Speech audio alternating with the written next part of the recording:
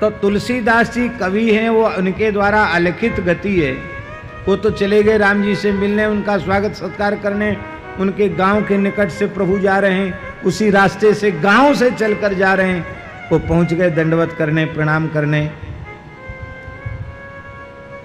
भाव राज्य में। फिर लिखा किसने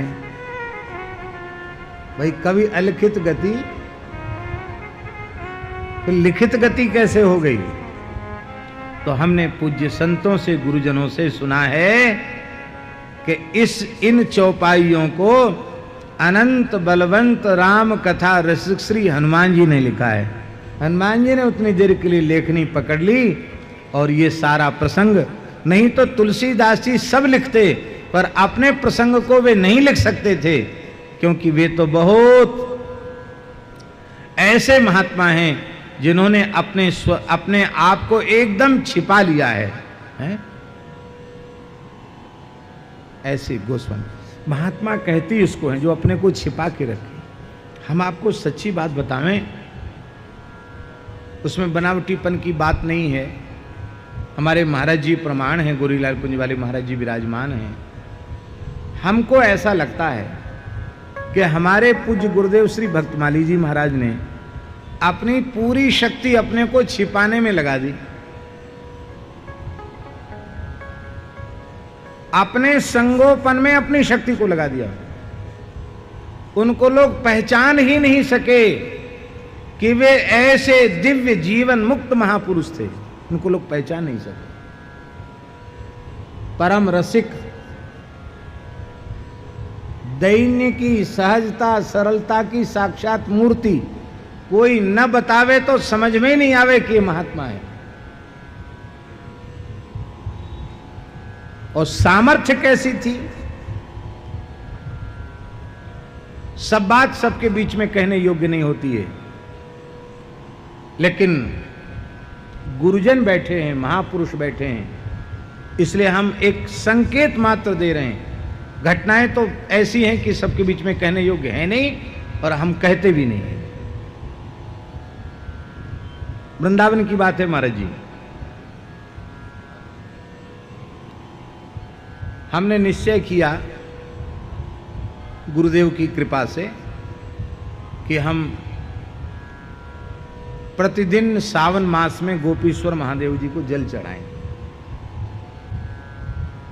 और नित्य जमुना जी जाते, जमुना जी से जल भर के लाते, गोपेश्वर जी को चढ़ाते। नमस्ते रुद्रमन्यव उतो देखवे नमः 16 मंत्र ये बोल करके, और आ ई उण रुद्रक ए उंग ये 14 सूत्र बोल करके उनको जल चढ़ाते। भीड़ रहती तो ज़्यादा उतना समय वहाँ रहता नहीं, और सोमवार सोमवार थोड़ा बिल्व पत्र पुष्प आदि ले आए, तो वैसे रोज जल चढ़ाते। अब जिस दिन श्रावण पूर्णिमा का समय आने वाला था, और हमारे शरीर में इतना तेज ज्वर हो गया, बुखार हो गया, कि श्रावण पूर्णिमा के दिन भी हम उठ ही नहीं सके। बहुत तेज जाड़ा देकर बुखार आया, और श्रावणी में भी नहीं जा सके। इतने बुखार में श्रावणी में कैसे जाएं? श्रावणी चूक गई, बड़ी पीड़ा मन में हुई कि क्या पाप उदय हुआ। अरे हमारा कम से कम एक दिन, तबीयत तो और 2-3 दिन से ही खराब थी, लेकिन हम फिर भी स्नान और जल चढ़ाना छोड़ नहीं रहे थे। उस दिन ज़्यादा तेज हो गया बुखार, उठ नहीं पाए, नियम चूक गया। मन में बड़ी पीड़ा हुई नियम चूकने की, बहुत पीड़ा हुई, और न कहीं जा पाए। रात्रि में लगभग 9:30-10 बज रहा होगा, तो हम लेटे थे, बुखार कुछ उतर गया था, गोली वगैरह खाई तो कुछ पसीना आया, बुखार उतर गया, कम हुआ। कमजोरी का अनुभव बहुत हो रहा था, बुखार उस समय आता भी ज़्यादा था। तो महाराज जी के चरणों में ही हमारा आसन रहता था। तो महाराज जी ने कहा, पंडित जी तबीयत कैसी है? उनके महाराज जी अभी तो कुछ थोड़ा आराम सा लग रहा है। तो महाराज जी ने देखा हमारी तरफ, तो हमारी आंख से आंसू बह रहा था। रो रहे हो? हाँ महाराज जी। क्यों, क्या बात हो? हमने कहा महाराज जी क्या हमारे किसी भयंकर पाप का उदय हुआ कि हम सोचे थे कि कम से कम सावन सावन तो गोपेश्वर जी को जल चढ़ा लें, लेकिन आज पूर्णिमासी के दिन हम दर्शन तक नहीं कर सके। कितना दुर्भाग्य है हमारा, न श्रावणी में जा सके। महाराज जी बोले लकड़ी लेके चले जाओ गोपेश्वर जी तक और वहाँ चले जाओ दर्शन कर। उनके महाराज जी अब तो दर्शन बंद, 9 बजे आरती हो जाती गोपेश्वर जी में, अब तो दर्शन बंद हो गए। तो हंसकर बोले तेरी चौखट पे आना मेरा काम था, मेरी बिगड़ी बनाना तेरा काम है, मंदिर की चौखट को प्रणाम करके आ जाओ।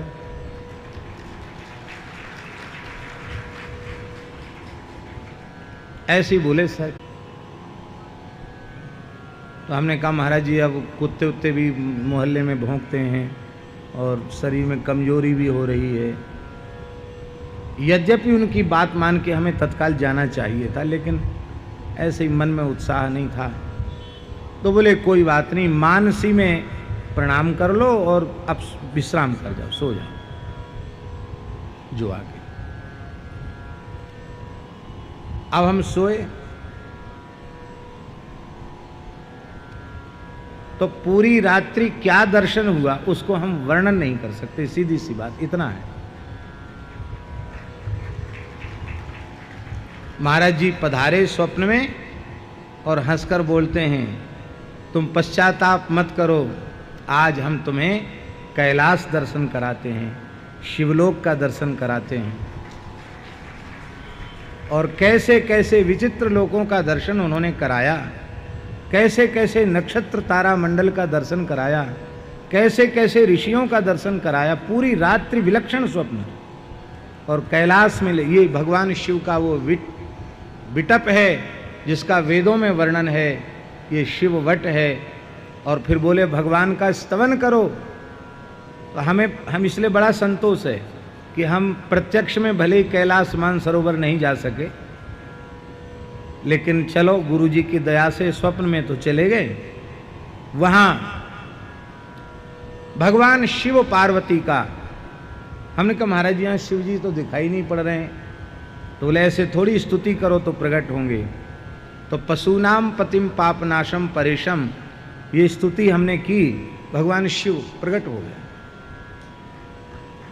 गणेश, कार्तिकेय, नंदीश्वर, पार्वती जी, शिव जी, बड़ा दिव्य स्वरूप।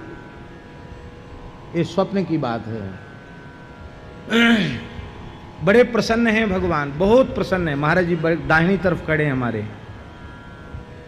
और महाराज जी बोले अब तो संतोष हो गया, अब श्रावण का पश्चाताप मन में तो नहीं रहेगा। तो हमने कहा महाराज जी गोपीश्वर महादेव का पूजन तो हुआ ही नहीं, हमको तो गोपीश्वर महादेव का दर्शन चाहिए। इतना कहते ही महाराज जी, इतना कहते तत्काल वहाँ गोपीश्वर महादेव का शिवलिंग लता कुंज के मध्य प्रकट हो गया। सारी पूजन सामग्री आचार्य महाराज जी हैं और पूजन करता ये दास है। महाराज जी मंत्रोच्चारण कर रहे हैं, हम भी कर रहे हैं। और अभिषेक, भोग, आरती, पुष्पांजलि सब पूरी सविधि। और सवेरे पुष्पांजलि हो गई।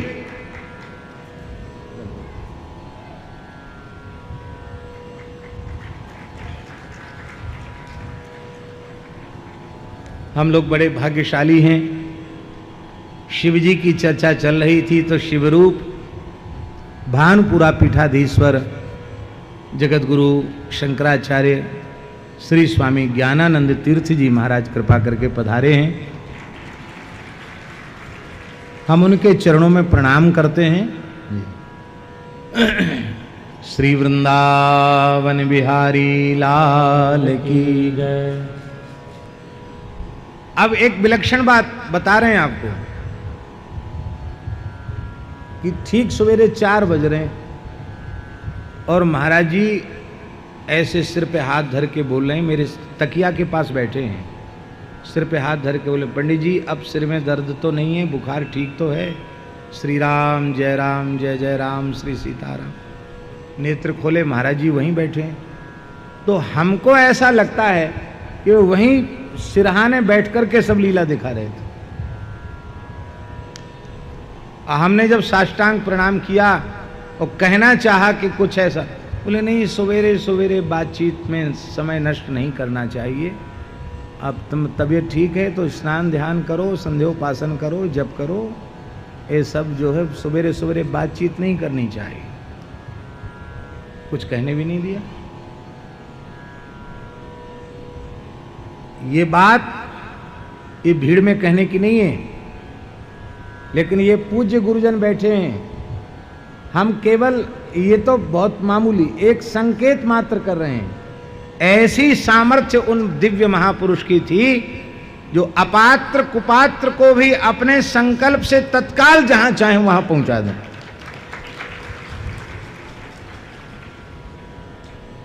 उनका हृदय कैसा था, उनकी वाणी कैसी थी, उनका व्यवहार कैसा था,